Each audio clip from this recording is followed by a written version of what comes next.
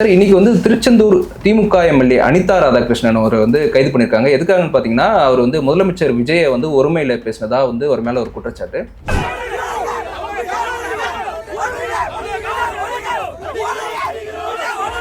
அது ஒருமை மட்டுமல்ல, இன்னமும் கொச்சையா பேசியிருக்கிறாரு. அப்ப நீதிமன்றமே என்ன சொல்லுதுன்னா, இவர் வந்து 7 முறை எம்எல்ஏவா இருந்திருக்கிறாரு, திமுக எம்எல்ஏவா இருந்திருக்கிறாரு, அதிமுக எம்எல்ஏவா இருந்திருக்கிறாரு. அப்போ ஒரு முதலமைச்சரை பற்றி எப்படி பேச வேண்டும் என்றது கூட தெரியாம இருக்குது. ஸ்டாலின் அவர்கள் சொல்றாரு, இது சினிமா பாணியில வந்து போலீஸ் அதிரடி மாதிரி தெரியுது. நீ எதை விதைச்சீங்களோ அதெல்லாம் அறுவடை செய்றீங்க. சவுக்கு சங்கரை தூக்கி உள்ள போடலையா? அவர் என்ன பண்ணார்? வாய் தானே பேசினாரு. ரெட் பிக்ஸ் பிலிக்ஸை தூக்கி உள்ள போடலையா? எப்படின்னா 2011 கரும்புலி முத்துக்குமாருக்கு வந்து நாங்கள் செலவைக்க போனோம் இங்கே திருச்செந்தூரில். அப்போ விடுதலை சிறுத்தைக்காரன் வந்து செலவைக்கிறதா? அது வைக்கப்படும் பொழுது அவ்வளவு இடைஞ்சலை கொடுத்தாருங்க. சாட்டை துறைமுருகனா சாட்டை துறைமுருகன் எங்கேயும் பேசினதுக்கா கொண்டு போய் கம்பை வச்சு பின்னாடி வந்து குத்தி எடுத்துட்டாங்க. அவரே பேட்டி கொடுத்தாரா கொடுக்கலையா? அது செஞ்சது யாரு? இந்த கட்சிக்காரங்க தானே செஞ்சாங்க. இப்போ வந்து சைத்தான் வேதம் ஓதுற மாதிரி இப்போ வந்து RS பாரதி பயங்கர டயலாக் விட்டுக்கிட்டு இருக்காப்புல. ஆக வருச்சுனா அவங்கள நாங்கள் பார்க்குறோம் அப்படி இப்படின்னு. கரெக்டாக கொஞ்சம் பார்த்துருங்கப்பா, அவ்வளோதான் நான் சொல்லுவேன். ஏன்னா நீங்கள் பண்ண ஊழல்கள் எல்லாம் கண்டுபிடிச்சிட்டாங்க, எல்லாம் ரெடியாக வைத்திருக்கிறார்கள். இப்போ ஆளுங்கட்சி வந்து எல்லா ஊழலையும் இப்போ தாவேக்கா எம்எல்ஏ ஊத்தங்கரை எம்எல்ஏ இளையராஜா அவருக்கு வந்து 35 கோடி வந்து பேரம் பேசியிருக்காங்க சார், அவர் அந்த கட்சியிலேருந்து இது பண்ணுறதுக்காக. நான் உனக்கு 30 கோடி தர்றேன், நீ ஒன்றும் அமைச்சர் இல்லை, நீ சாதாரண எம்எல்ஏ தான். உன்ன மாதிரி 10 பேரை நாங்கள் பேசியிருக்கிறோம், எல்லாருக்கும் 30 கோடி நாங்கள் கொடுக்க போகிறோம், வாங்கிக்க. வாங்கிட்டு நீ விஜய்க்கு எதிர்ப்பாக செயல்படு. இப்போ அனிதாவை கைது பண்ணாங்களா? இன்னும் பாருங்க, ஒரு 2-3 நாள் மத்தாலையும் தூக்கிடுவாங்க, கைது பண்ணிடுவாங்க. செந்தில் பாலாஜியும் கைதாவாரா சார்? கைது செய்யப்படலாம். எனக்குலாம் ஃபுல்லாக திட்டம் போட்டது அவர் தானே. ஒருவேளை யாரு கண்டா உதயநிதி ஸ்டாலின் கூட கைது படலாம். இது யார் சொன்னது அவருக்கு? செந்தில் பாலாஜி இதை செய்யுங்க அப்படின்னு. இப்போ ஆளுநர் வந்து மதுரைக்கு போயிருக்காரு சார். அங்கே வைகை ஆற்று பார்த்துட்டு அங்கே வந்து ஆறு இருக்குது, தண்ணி எங்கன்ற மாதிரி கேட்டிருக்காரு. ஏற்கனவே அறிஞர் அண்ணாவே சொல்லியிருக்காரு, ஆட்டுக்கு எதுக்கு தாடி, தமிழ்நாட்டுக்கு எதுக்கு ஆளுநர்னு கேட்டிருக்கிறாரு. ரைட்டா? அது மாதிரி வந்து இது உங்களுக்கு தேவையில்லாத வேலை.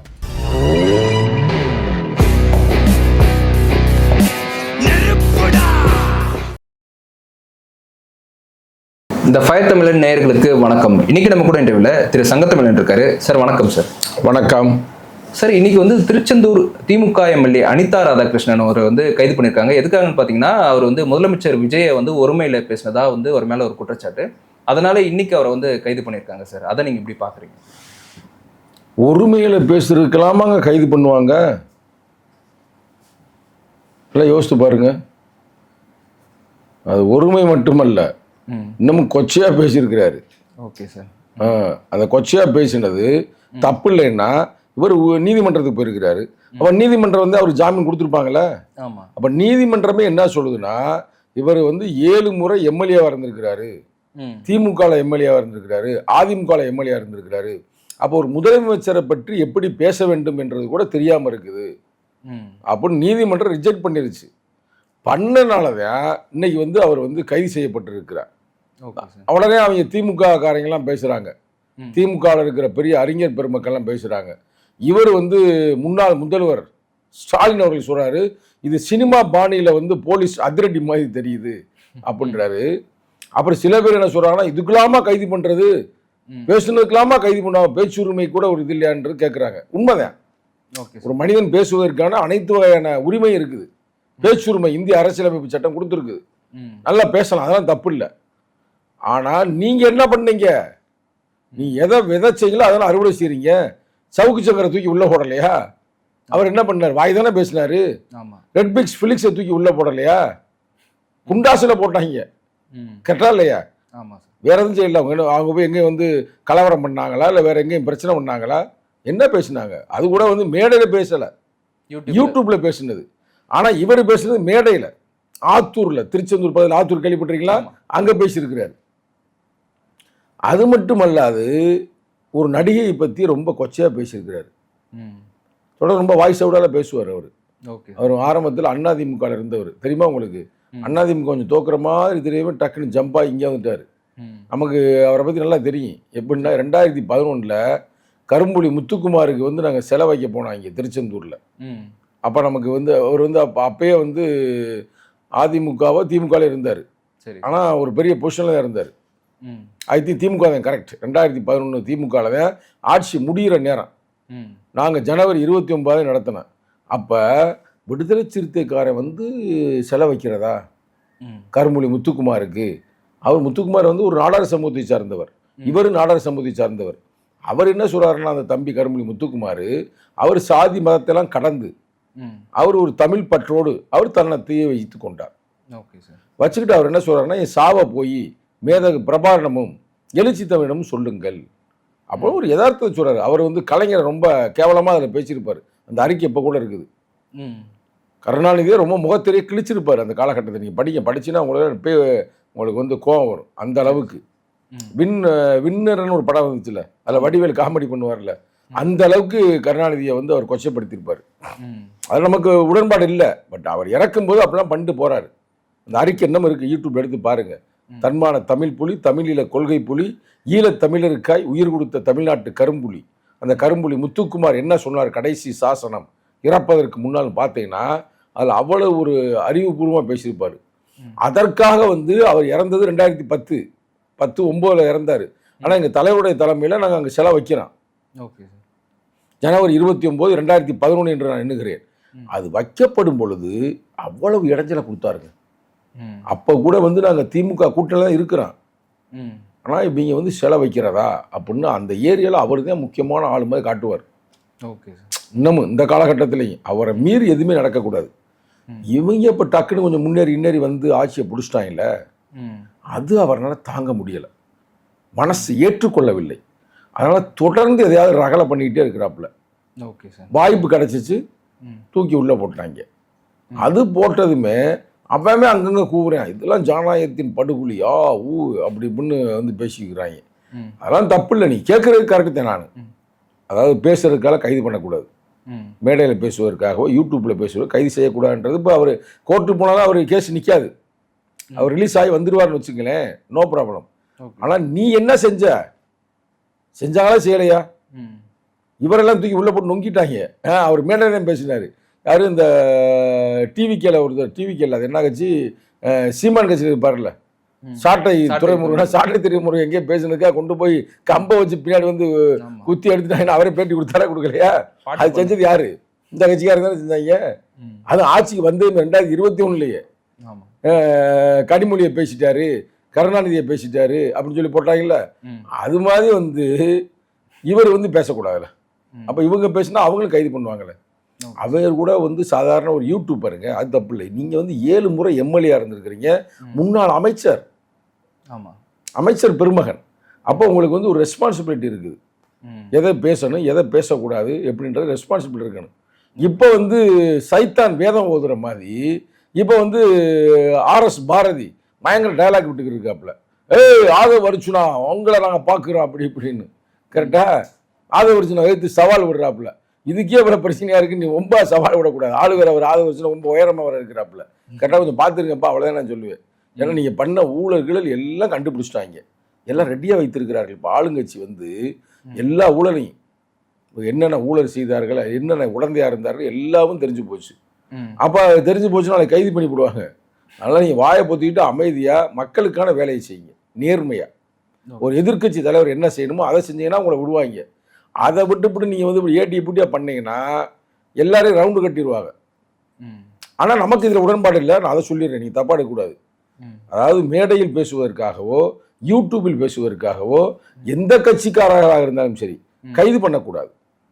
அப்படி இருந்தாலும் அவங்க அந்த வார்த்தையை வந்து இந்த மாதிரி யூஸ் பண்ணும்போது அதுக்கு வேற என்ன சார் பண்ண முடியும்? அப்போ அவங்கள வந்து வார்ன் பண்ணி ஒரு எச்சரிக்கை பண்ணணும். இதுக்கெல்லாம் கைது பண்ணோம்னா அப்புறம் பேச்சுரிமைன்றது என்ன இருக்குது? கரெக்டா? அதனால் வந்து இதுவெல்லாம் ஒரு பெரிய மேட்டராக வந்து நீங்கள் இது ஒன்று கூடையாங்க. அவங்க கட்சியை சார்ந்த ஒருத்தர்லாம் மேடையில் ரொம்ப கொச்சையாக பேசுவாப்புல பெண்களை பற்றிலாம். திமுகவில் பேசாதாங்க.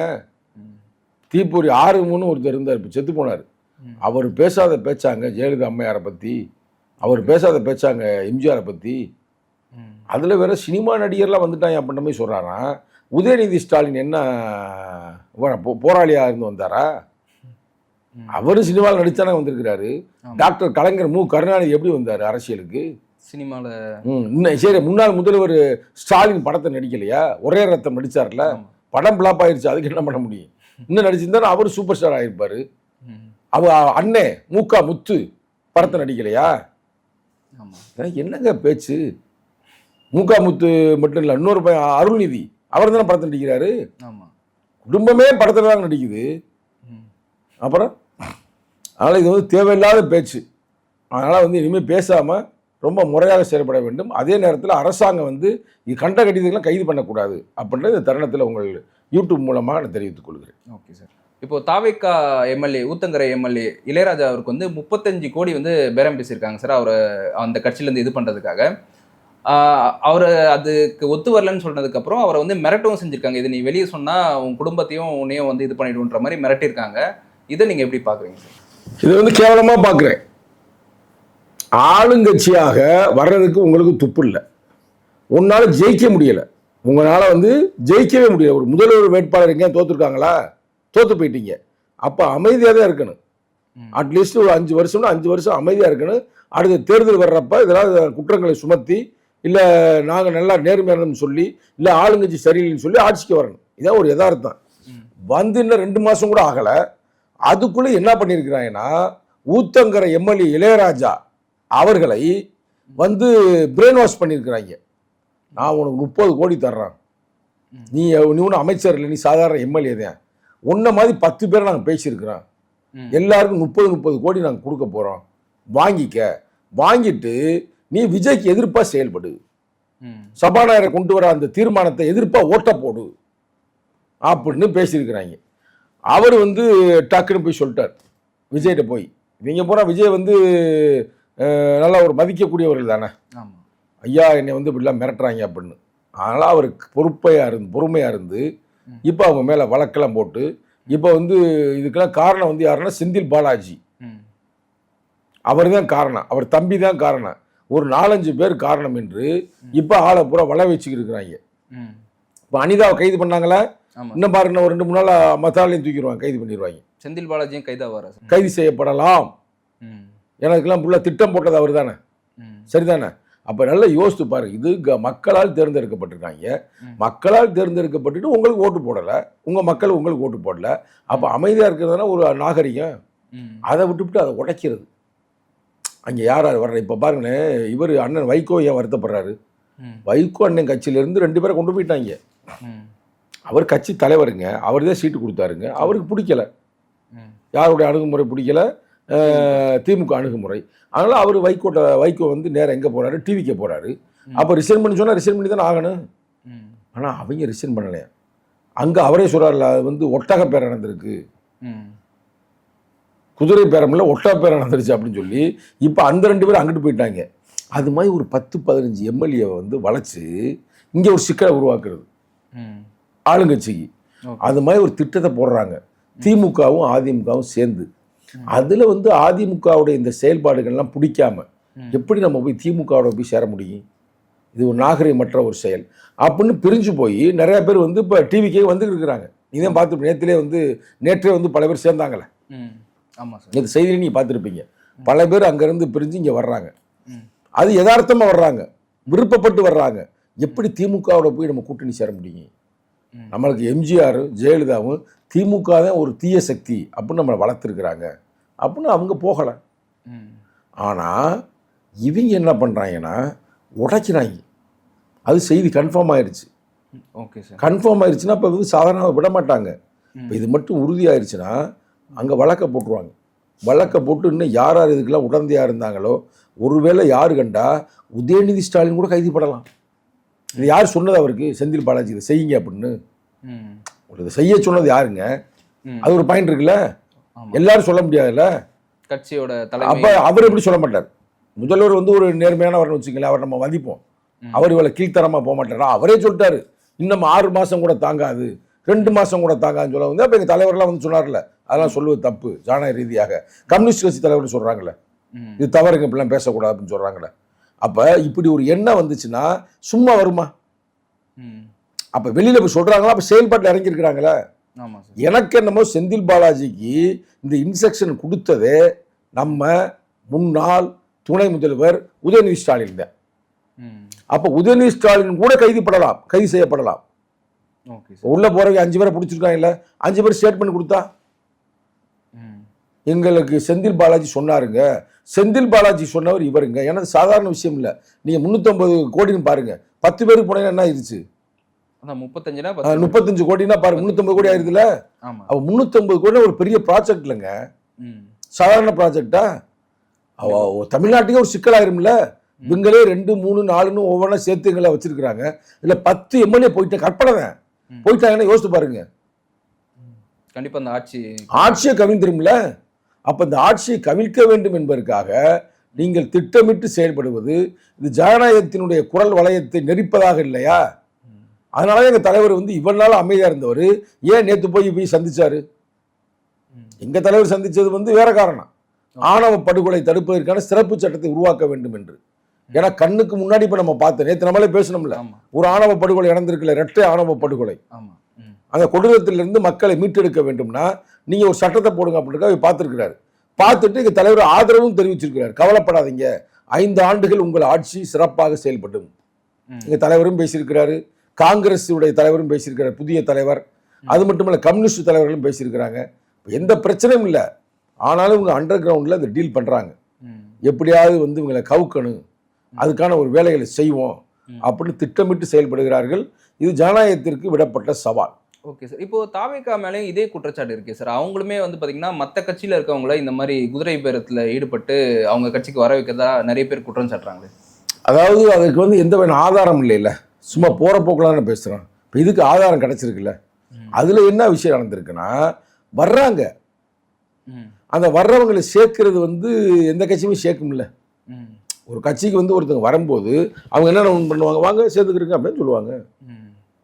அது உள்ள நடந்துச்சா நடக்கலான்ட்டு நமக்கு தெரியாது. ஆனால் வர்றவங்களை ஏன் சேர்க்குறாங்கன்னா, நாளைக்கு ஏதாவது நெருக்கடி கொடுத்தா அவங்க இப்போ கரெக்டாக அந்த எத்தனை தேவையோ அத்தனையோடு இருக்கிறாங்க, நெக் டு நெக். அதனால சிக்கலாயிரும்ல. அதனால ஒரு 10 எம்எல்ஏ எக்ஸ்ட்ரா இருந்தா, இப்போ 10 எம்எல்ஏ ரிசைன் பண்ணி தானே வர்றாங்க. அப்போ அங்கே தேர்தல் நிற்கி, அந்த தேர்தலில் இவங்க கூட நிப்பாட்டலாம் விசில் சின்னத்தில். அப்போ வெற்றி பெற்று வந்து விட்டால் தேவையில்ல, காங்கிரஸ் தேவையில்ல, கம்யூனிஸ்ட் தேவையில்ல, விடுதலை சிறுத்தை தேவையில்ல, நம்மளே நிற்போம் தனியாவே ஆட்சியை பிடிப்போம் அப்படின்ற எண்ணம் கூட வரலாம்ல. எல்லாமே அரசியல் தானே. அதனால அதை நம்ம பேரம்னு சொல்ல முடியாது. ஏன்னா தானா வர்றாங்க. அதுல யாராவது பேட்டி கொடுத்தா, இல்லைங்க எங்களை இவ்வளவு காசு கொடுத்து எங்களை கூப்பிட்டாங்க, அதனால நாங்கள் வந்தோம், சொன்ன காசு இன்னும் வரல, இன்னும் பாக்கி இருக்குது, இல்லை கொடுக்காம ஏமாத்திட்டாங்க அப்படின்னு வந்தால் நம்ம பேசுவோம், ஒன்றும் பிரச்சனை. அது தவறு நம்ம கேட்போம். இப்போ கூட நான் கூட்டணியில் இருந்தாலும் கூட கூட்டணி போய் சேரல, ஆட்சி அதிகாரத்தில் பங்கு பெற்று இன்னைக்கு நாங்கள் இருந்தாலும் கூட இப்போ ஆணவ படுகொலை வரும் நாங்கள் தானே குரல் கொடுக்குறோம், நாங்கள் தானே களத்தில் போய் நிற்கிறோம், நாங்களும் கம்யூனிஸ்டாக நிற்கிறோம், ஒரு கட்சி நிற்கலைங்க. அப்போ இருந்து என்ன தெரியுது, எங்க அடக்குமுறை ஆதிக்கம் சுரண்டல் வந்தாலும் விடுதலை சிறுத்தைகள் கேட்போம், கம்யூனிஸ்ட் நாங்கள் கேட்போம் அப்படின்றத செய்யணும். Okay sir. இப்போ அந்த மற்ற கட்சியிலேருந்து வரவங்க நிறைய பேர் மேலே ஊழல் குற்றச்சாட்டு இருக்குன்னு சொல்கிறாங்க. இப்போ விஜய் நான் ஊழலற்ற ஒரு ஆட்சியை தருவேன்னு சொல்கிறாரு. அப்போ அவங்கள சேர்த்துக்கிறதுனால அதுவுமே ஒரு கேள்வியாக இருக்கும். இது எனக்கே ஒரு பெரிய கேள்வியாக இருக்குது. இது ஜனநாயகத்தில் எப்படின்னு தெரியல. இது வரைக்கும் ஊழல் செய்தார்கள். ஆனால் ஊழல் போன 5 வருஷம் செய்யலை, அதுக்கு முன்னாடி. ஆமாம், கடைசி 5 வருஷம் திமுக தானே. ஆனால் அவ்வளோ லேட்டானனால ஒருவேளை அந்த ஊழல் பழக்கம்லாம் விட்டு போயிடுச்சா, இல்லை மறந்துட்டாங்களா, இல்லை இவங்க தான் வாஷிங் மிஷின் வச்சு பிஜேபி மாதிரி துவைச்சு அவங்க சரி பண்ணுறாங்களா அப்படின்ற நமக்கு தெரியல. இப்போ சார், இப்போ நீங்கள் கேட்காத கேள்வி நான் சொல்கிறேன். இப்போ ஆணவ படுகொலை நேற்று கேட்டீங்க. இப்போ அந்த ஆணவ படுகொலை பிரச்சனையில் தலித்து பக்கத்து ஒரு 5 பேர் கைது பண்ணிட்டாங்க. இப்போ என்ன காரணத்தினால சார்? என்னன்னா அவங்க செத்து போயிட்டாங்கல்ல. ஆமாம், அந்த கோபத்தில் இவங்க போய் அவங்க வீட்டை அடிச்சு நொறுக்கியிருக்கிறாங்க. அதை நேற்றே செய்தி. ஏன் வீட்டை அடிச்சு நொறுக்குன அப்படின்னு சொல்லி அதில் ஒரு 5, 6, 7 பேர் கைது பண்ணியிருக்கிறாங்க. அப்போ யோசித்து பாருங்க, போலீஸ் ஒன்று நாங்கள் கூட்டம் இருக்கிறனால எங்களுக்கு ஒன்றும் எந்த இதுவும் பண்ணுறது இல்லை, அவங்க வேலையத்தையும் செய்கிறாங்க. அது மாதிரி அவங்க போலீஸ், அதுக்காக வர்றேன், அவர் பேர் என்ன, அனிதா ராதாகிருஷ்ணன் கைது பண்ணுறாங்கன்னா இது ஆளுங்கட்சி அப்படின்றக்காக இல்லை, அவரு தவறாக பேசிவிட்டார் அப்படின்னு கைது பண்றாங்க. ஆனா இந்த இதுல வந்து இந்த கைது பண்ண தப்பு. என்ன தப்புனா இவங்க வந்து உயிரே போச்சுல. இப்போ அவங்க கருத்து பிரகாரம் பார்த்தா அவங்க 2 பேரும் காதலர்னு சொல்றாங்க. அப்ப காதலர்னா அவங்களுடைய மருமகமான அர்த்தம்.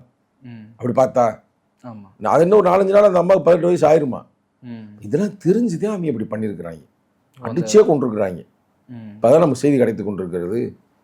அப்போ அந்த கோபத்தில் அவங்க செஞ்சாங்கன்றக்க அவங்கள கைது பண்ணி போடுறதுன்றது இது ஜனநாயகத்தில் ஒரு சரியான செயல் இல்லை. உடனே இப்படி வந்து கைது பண்ணுறதுனால ஒரு தீர்வு கிடைக்குமா? இனிமேல் வராமல் இந்த ஆணவ படுகொலை யாரும் செய்யாமல் இருக்கிறதுக்கு அவங்கள முறையாக அவங்களுக்கு வந்து தண்டனை வழங்கினா தானே அவங்க சிறப்பாக அடுத்து ஒழுங்காக இருப்பாங்க. அதுக்கு தான் அந்த சிறப்பு சட்டத்தை கேட்குறான். அது கொண்டாடாமல் அப்படி இருக்கிறாங்க. ஆக மொத்தம் வந்து அரசியல் வந்து ரொம்ப கெட்டுப்போச்சு. தேர்தல் அரசியலும் கெட்டுப்போச்சு, சமூக அரசியலும் கெட்டுப்போச்சு. இப்போ தேர்தல் அரசியலை அவங்க வந்து பேரம் பேசுகிறாங்க. அந்த கட்சியோ இந்த கட்சியோ எந்த கட்சியோ பேரத்தில் போயிடுச்சு.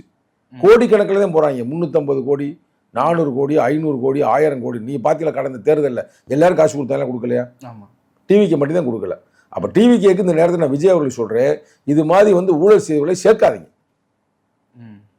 அப்போ எவ்வளோ பெரிய ஆளாக இருந்தாலும் சரி, அப்படி சேர்த்தீங்கன்னா பொது இடத்துல வந்து அண்டர்டேக்கிங் லெட்டர் வாங்குங்க. பொதுவான இடத்துல நீங்கள் இப்போ விஜய்னா அவங்க சந்திக்கும் போது நாங்கள் இனிமேல் ஊழல் செய்ய மாட்டோம், நாங்கள் நேர்மையாக இருப்போம், ஊழல் செய்தால் நீங்கள் எந்த தண்டனை கொடுத்தா நாங்கள் வாங்கிக்கிடுவோம் அப்படின்னு ஏதாவது ஒன்று இருக்கணும்ல. இப்போ அவர் பெரிய ஊழல்வாதிகள் அதிமுக கலந்து இப்போ வந்திருக்கவங்க. ஆனால் எந்த பேசிக்கில் அவர் சேர்க்கிறாருன்னு தெரியல. இது வந்து நம்ம ஏற்றுக்கொள்ள முடியாது. நான் மட்டும் இல்லை, கம்யூனிஸ்ட் தலைவர்கள் யாரும் ஏற்றுக்கொள்ளவில்லை. அது ரொம்ப அயோக்கியத்தனமானது. Okay sir. இப்போ அடுத்ததாக ஒரு கேள்வி என்னன்னா, இப்போ ஆளுநர் வந்து மதுரைக்கு போயிருக்காரு சார். அங்கே வைகை ஆற்று பார்த்துட்டு அங்கே வந்து ஆறு இருக்கு, தண்ணி எங்கன்ற மாதிரி கேட்டிருக்காரு. அவர் வந்து ஒரு ஆய்வு நடத்தினதா வந்து சொல்லப்படுது. அதுக்கு வந்து பார்த்தீங்கன்னா தவிக அமைச்சர் சிடிஆர் நிர்மல்குமாரும் எதிர்ப்பு தெரிவிச்சிருக்காரு. உங்களுடைய அமைச்சர் வன்னியரசு இவருமே அதுக்கு எதிர்ப்பு தெரிவிச்சிருக்காங்களே சார். ஆமாம் சார். இப்போ வந்து இந்த ஆளுநர் இப்போ வந்திருக்கிறார் புதிய ஆளுநர், இது பொறுப்பாளுநர் தான். இப்போ இருப்பவர் வந்து பொறுப்பாளுநர். ஒரு தனியாக போடலை, ஏன்னா கேரளாவுக்கு தான் அவர் ஆளுநர். இங்கே ஒரு பொறுப்பு போட்டிருக்காங்க. ஆனால் பொறுப்பான ஆளுநர் ஒரு பொறுப்பாக வந்து செயல்படலை, பொறுப்பாக பேசலை. என்ன பண்ணியிருக்காருன்னா மதுரை போயிருக்கிறார். சூப்பர். மதுரை போனால் உங்களை பாராட்டுறான். மதுரை வைகை ஆறை பார்த்துருக்கிறாரு. அதுவும் பாருங்கள், நல்லா இயற்கையாக அழகாக இருக்கும். ஊருக்கு நடுவில் போகும் பெரிய ஆறு. ஆனால் அது வந்து நம்மளே பார்த்தாலும் நொந்துருவோம்.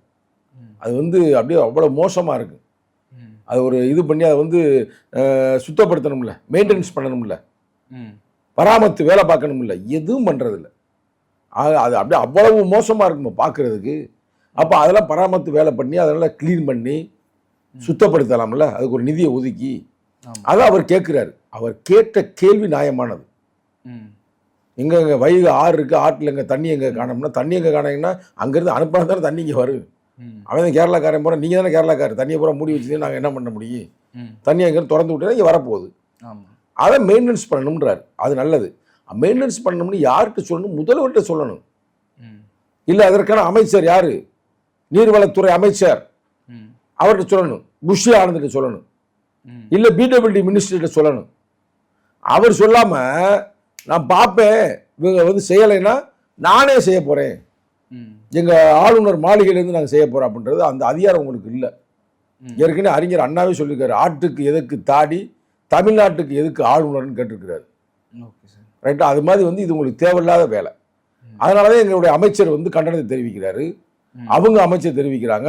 இது மட்டுமல்லாமல் கம்யூனிஸ்ட் தலைவர்களும் இப்போ கண்டனம் தெரிவித்திருக்கிறார்கள். திமுகவும் கண்டனம் தெரிவித்திருக்கிறது. அந்த வகையில் நாங்களும் கண்டனத்தை தெரிவிக்கிறேன். இது வந்து சரியானது அல்ல. நீங்கள் ஒரு நல்ல அமைச்சர், நல்ல ஒரு ஆளுநர் நாங்கள் நினைச்சோம். ஆர்.என். ரவியை மாதிரி நீங்கள் இல்லை, நல்லா நேர்மையாக செயல்படுவீங்க அப்படின்னு பார்த்தா பொறுப்பே இல்லாமல் இவர் வந்து பொறுப்பற்ற தன்மையாக அவர் பேசி கொண்டிருக்கிறார். அது கடுமையான கண்டனத்துக்குரியது. ஆகையால் ஆளுநர் ஐயா அவர்களே, நீங்கள் அப்படி பேசாதீங்க, நேர்மையானதை பேசுங்க. இப்போ ஒரு லெட்டரை கொடுங்க, உங்களுக்கு பவர் இருக்குல்ல, லெட்டரை கொடுத்து அதை வந்து மெயின்டெனன்ஸ் பண்ணுங்க. உடனே பண்ணால் முடிச்சா பண்ணிடுவாங்களே. அவங்க தான் ரெடியாக இருக்கிறாங்களா? அவரே சொல்கிறாங்க, முதல்வரே நல்ல விஷயங்களை சொல்லுங்கள்னு மக்கள்கிட்டே கேட்குறாரு. நீங்கள் எவ்வளோ பெரிய ஆளுநர், அவரே பதவி பிரமாணம் செய்ய வச்சது நீங்கள் தான், செஞ்சு வச்சது. நீ நேர்மையாக இருப்பீங்க நாங்கள் நம்பினோம். ஆனால் அவர் நேர்மையாக தான் இருந்தார். இவர் இந்த அமித்ஷாவே பார்த்துட்டு வந்தார் போன வாரம். போனதுக்கு வந்த பிறகு தான் இப்படி செயல்படுகிறார் அப்படின்னு ஒரு பரவலான குற்றச்சாட்டு இருக்குது. நம்ம என்னன்றதை பொறுத்திருந்து பார்ப்போம். ஓகே சார், உங்களோட நேரத்துக்கும் கருத்துக்கும் நன்றி சார். நன்றி, வணக்கம்.